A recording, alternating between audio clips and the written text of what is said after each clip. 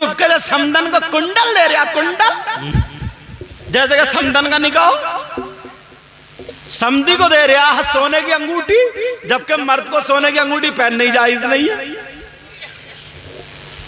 तो उस वक्त फजूल खर्ची दिखाई नहीं देती। सोचने की बात है, कुरान कितनी पहले नाजिल हुआ और गौसे पाक 400 साल के बाद पैदा हुए, कमोबेश। फातिहा का जिक्र कुरान में है, ईसाले सवाब का जिक्र कुरान में है, और 11वीं में क्या होता है? यही तो होता है। और बहुत सारे लोग ऐसे अगर खाने पे फातिहा पढ़ दी जाती है ना तो वो खाते ही नहीं।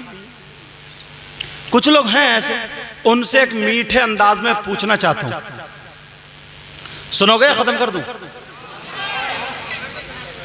अच्छा हाँ कोई बात नहीं, सुनो। खाते नहीं है भाई, क्यों नहीं खा रहे हो? फातिहा में क्या पढ़ा जाता है?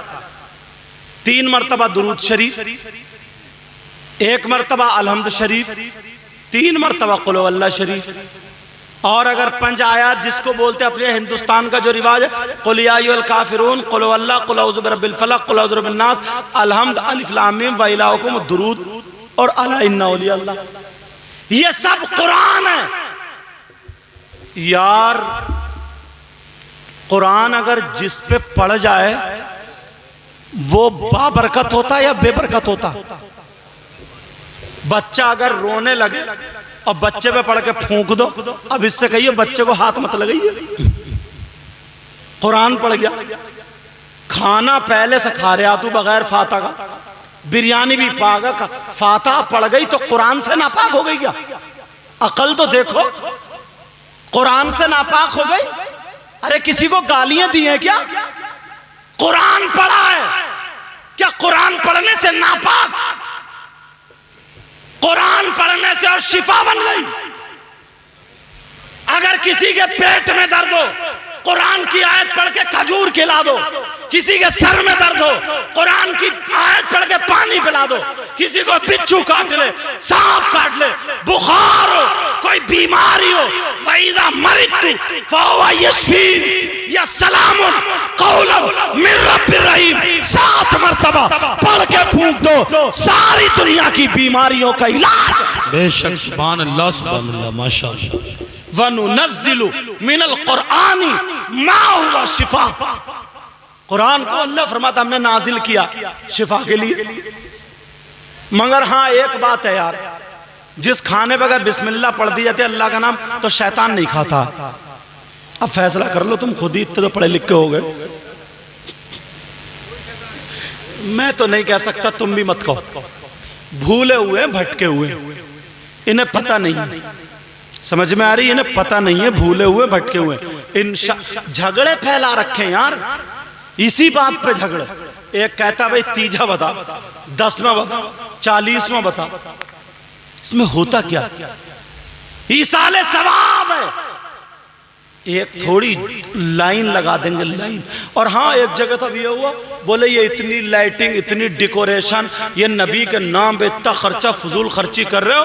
एक मीलाद पढ़वा लेते, किसी को बुला के बाकी मस्जिद में पत्थर लगवा देते, मस्जिद की छत बढ़वा देते, मदरसा बनवा लेते। कुछ लोग ऐसे भी कहते हैं, इनसे कहियो बेटी की शादी में या बेटे की शादी में जो तू 50,000 का मैरिज हॉल कर रहा, उसमें खाना चल रहा तेरा, समझे? खाली इमाम साहब को बुला करके मस्जिद में बिठा के निकाह पढ़वा दे, बाकी सारा पैसा मस्जिद में दे दे जी। तो चुपके से समदन को कुंडल दे रहा, कुंडल जैसे कि समदन का निकाह हो।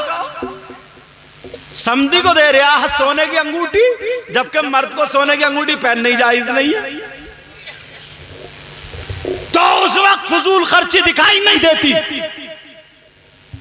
खाली निकाह कर दे, खाली निकाह।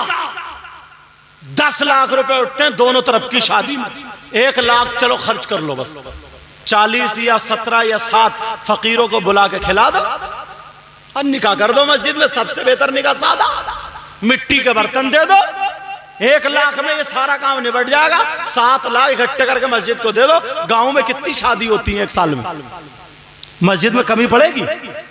मदरसे में कमी बढ़ेगी, मगर पेट में दर्द यहीं आके होता। और अब सुनो, हम बात दलील की भी करते हैं। भाई हमें दलील चाहिए। अब अगर मैं आला हजरत का फतवा सुनाऊं तो कुछ लोग ये कहेंगे हम तो आला हजरत को नहीं मानते। देवबंद वालों का सुनाऊं तो तुम लड़ जाओगे। अब किसका सुनाऊं यार, झगड़ा फिर भी ऐसे ही। बंबई वालों का तो इधर वाले नहीं, इधर वालों का इधर वाले नहीं। अब किसका सुनाऊं, किसका फतवा? मगर जब बात आ गई है ना, तो ऐसे मुफ्ती का फतवा दूंगा कि तुम्हारे सबके और उनके मुंह बंद कर दूंगा। ऐसा मुफ्ती, चाहे वो देवबंद का हो, बरेली का हो, लखनऊ का हो, दिल्ली का हो, हिंदुस्तान का हो, पाकिस्तान का, दुनिया में कहीं का भी रहने वाला, राई के दाने के बराबर ईमान रखता तो उस मुफ्ती को मानेगा, और अगर नहीं माने तो उसका ईमान नहीं। कौन मुफ्ती है ऐसे? आप कहोगे यार कहां से ला रहे हैं? मैं आज के दौर के मुफ्तियों की बात नहीं कर रहा हूं, मैं तो टाइम बचाने की वजह से एकदम डायरेक्ट रास्ता बंद कर देता हूं। रास्ता बंद। कौन ऐसे मुफ्ती है जिनको बरेली वाले भी, देवबंद वाले भी माने, और अगर नहीं माने तो उसका ठिकाना जहन्नम है? कौन मुफ्ती है ऐसे? नाम सुनना चाह रहे हो? बता दूं, याद करोगे? उन मुफ्ती साहब का नाम है सैयदना हजरत अबू बकर सिद्दीक। सुभान अल्लाह नहीं बोलोगे? क्या नाम है? कोई है जो ये कहेगा मैं अबू बकर सिद्दीक को नहीं मानता? जो नहीं माने वो जहन्नम में। हजरत अबू बकर सिद्दीक, इनसे पूछो आका अबू बकर, आपने तो नबी की जिंदगी देखी ना, आप बताओ आपका फतवा क्या? नबी के नाम पे जो खर्च करते हैं, मीलाद पे जो खर्च करते हैं, ये फजूल खर्ची है या इन्हें क्या मिलेगा? सवाब है या नहीं? आप फतवा सुनाओ तो मैं फतवा पढ़े देता हूं। सुनो, कोई फुसफुसी बात लेके नहीं चलता हूं। सुनो, कान खोल के सुन लो। हजरत अबू बकर सिद्दीक का फतवा सुनो। फरमाते हैं मन अनफक़ दिरहमन अला क़िराती मौलिदिन नबी सल्लल्लाहु तआला अलैहि वसल्लम व काना रफीकी फिल जन्ना। अबू बकर सिद्दीक की जबान अरबी थी तो मैंने वो अरबी भी पढ़ दी ताकि कोई ये ना कह दे कि अपनी तरफ से बता के चले गए। हजरत अबू बकर सिद्दीक बोले मन अनफक़ दिरहमन अला क़िराती मौलिदिन नबी सल्लल्लाहु तआला अलैहि वसल्लम व काना रफीकी फिल जन्ना। फरमाते हैं जो नबी के नाम पे, नबी के मीलाद पे अगर एक दिरहम भी, एक रुपया भी खर्च करता है तो वो जन्नत में मेरा साथी होगा, वो जन्नत में मेरा पड़ोसी। वाह वाह वाह, सुभान अल्लाह जिंदा।